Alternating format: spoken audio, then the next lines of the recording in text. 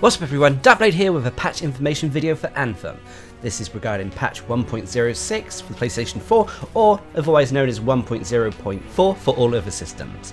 It was released yesterday on the 26th of March and is around 2.5 gigabytes. Now this patch is a huge patch, there is lots of changes, bug fixes and new additions, but the most important question you need to ask yourself is this patch going to bring you back to the game? So let's go through the highlights of what this patch offers to see if it's tempting enough to bring players back. As I said, this is just going to be the highlights. I cannot cover everything, otherwise I would be here for hours. And as I'm currently working on Sekiro and other Monster Hunter World videos, I'm a little bit limited on time. So first with this patch, they introduced a few new features. First are legendary missions. This allows players to replay critical path missions again, albeit with higher difficulty levels. There'll be one mission available per day, and it can be played multiple times. The patch says that this mission offers new challenges and requires team coordination to achieve victory. So another endgame activity has been added. However, not all of the critical path missions were exactly stellar, so your experience with the legendary missions could vary greatly. Anyway, next with the Elysian caches. These new chests have been added to the game, and you require keys to open them. These keys are earned by completing daily challenges. The Elysian caches will appear at the end of each stronghold, so after you defeat the boss of a set stronghold. You can use these keys to unlock them, and from these chests you'll get various vanity items and crafting materials. These include vinyls, victory poses, emotes and arrivals. It doesn't unfortunately include any armor variations for your javelins though. But BioWare have stated that these Elysian caches won't actually include any duplicate items. And they have also stated that this is all a work in progress. They're looking forward to hearing feedback from players to how these Elysian caches work in the future. Hopefully they do add new armor pieces to them, but we'll have to wait and see.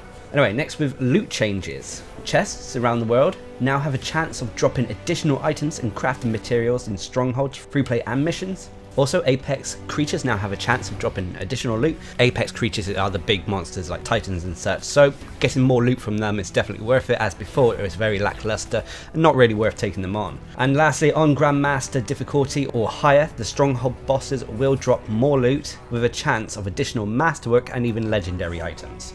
So hopefully this has boosted the loot all round. But obviously I am approaching this with caution given BioWare's and EA's track record with Anthem so far. Anyway, next the patch goes on to a lot of additional changes with PC settings and that. Nothing too vital to the overall gameplay, but it will help performance for PC players out there. They've also adjusted the AFK timer. It has been reduced from 10 minutes to just 5 minutes. And then finally with new features, the Forge. This can now be accessed via the main menu while you're in Fort Tarsis or in the launch bay. And there is no longer a load screen when entering the Forge, which, hallelujah, is actually quite good. Anyway, moving away from new features to Anthem and talking about bugs and other issues that have been addressed with this patch. Now there are quite a few of them here, so once again I am going to go over the main highlights. Now there have been numerous bug fixes with free play, including being able to enter the Tomb of the Legionnaires quest before actually acquiring the quest, as well as fixing issues with performance when rescuing sentinels during world events. With strongholds, they've addressed numerous issues with the Heart of Rage, including issues with fog walls and enemies being blocked, as well as players being prevented from progressing. They've also fixed issues with the Temple of the Scars, where again it prevented players from progressing thanks to a fog wall.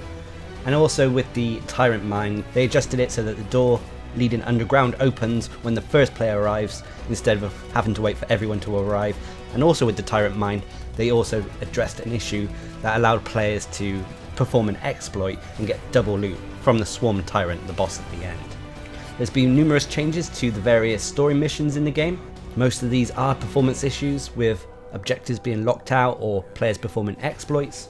And there's been various general bug fixes addressed as well, including respawn timers no longer resetting after a revive attempt by another player has been interrupted, NPCs appearing in multiple places, so on and so forth. Nothing too game changing here, just a few quality of life adjustments.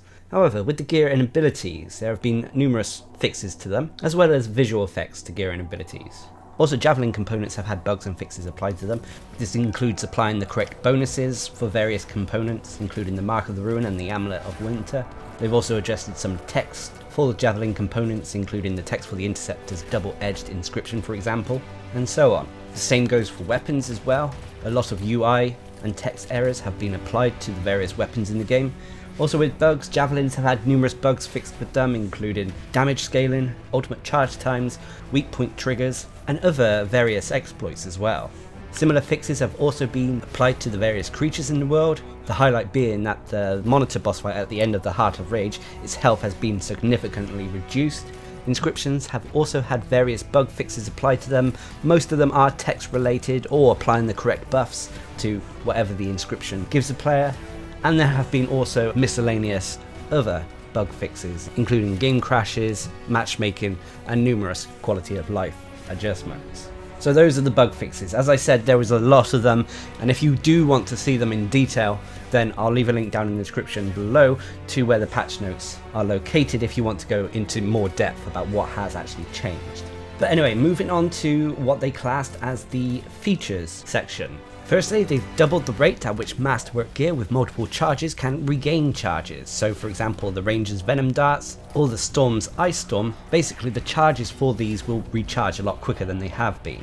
They've also fixed several exploits related to masterwork and legendary drops that were allowing unintended drop rates when players were downed, and they've added new audio effects for when a masterwork or legendary item drops in game. But anyway, moving on to the features changes that have been made to specific javelin gear and components. With the Colossus, numerous Colossus components and gear has been changed. I'll be putting them on screen now.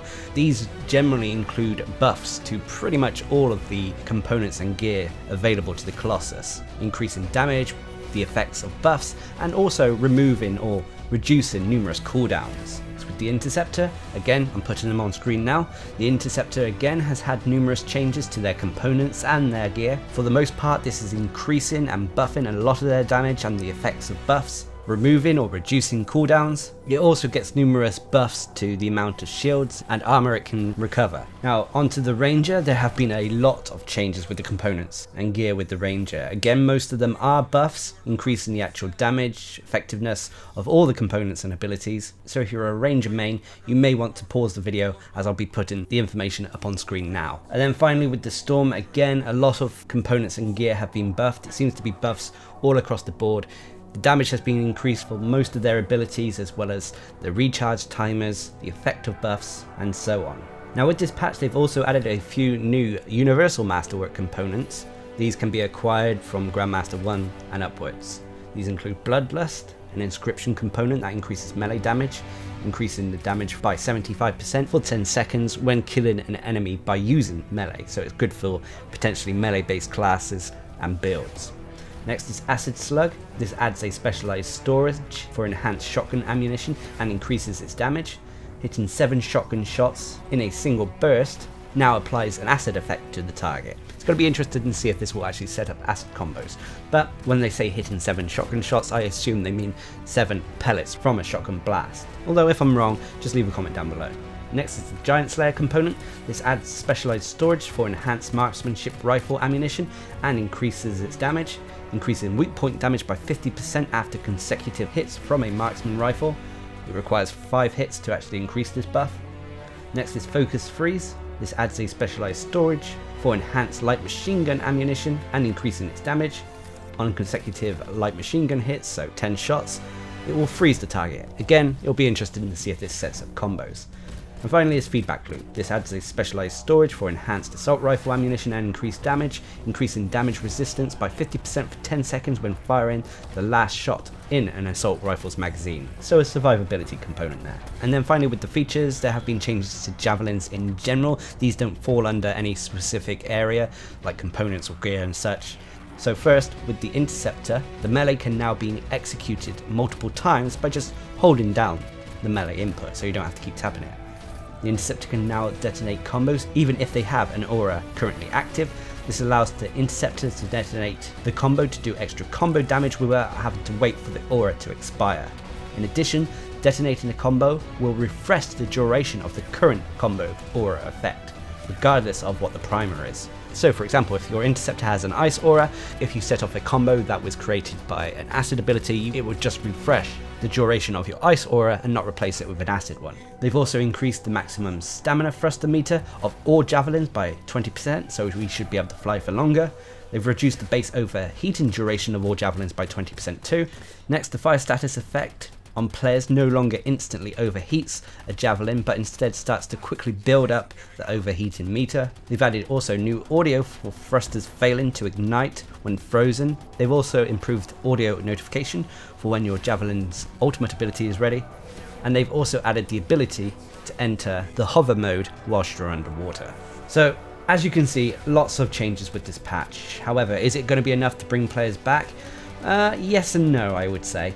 Whilst there have been a lot of quality of life improvements made with this patch, as well as a few new additions, I still don't think Anthem has reached its final form. Yet, anyway. It is nice that the game is getting patches still, as one day Anthem may be worth going back for. But anyway, if you're at all interested in this patch, as well as what has been changed in detail, like I said, I'll leave a link down in the description below. I've already gone way over time on this video, but this patch was very big. But what are your thoughts on it? And more importantly, is this tempting enough to bring you back to Anthem? Leave a comment down below, and until next time, I've been Darcblade, bringing you a patch information video for Anthem. Hope you enjoyed the video, thanks for watching, subscribe and like for more.